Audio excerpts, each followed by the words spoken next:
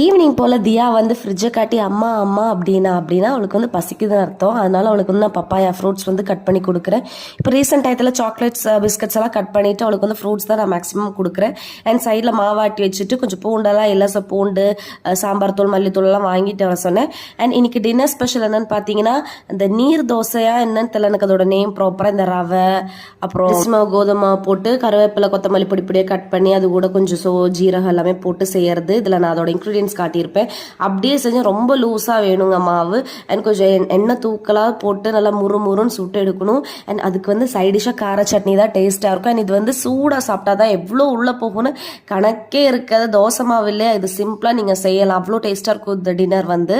அதனாலே நான் கிச்சன்ல வந்து நின்றுக்கிட்டே ஒவ்வொன்றா சுட்டு சுட்டு சாப்பிட்டுக்கிட்டே இருந்தேன். இந்த மாதிரி தான் நீங்களுமான்னு மறக்காம எனக்கு கமெண்ட் பண்ணுங்க. கிச்சனில் நின்றுக்கிட்டே சாப்பிடுவீங்க, செஞ்சு நம்ம முறுமுறுன்னு சாப்பிடுவீங்கன்னு எனக்கு மறக்காம கமெண்ட் பண்ணுங்க. நான் என்னெல்லாம் பாத்திரம் எல்லாமே கழுவிட்டு கிச்சனையும் தொடச்சுட்டு வேலையை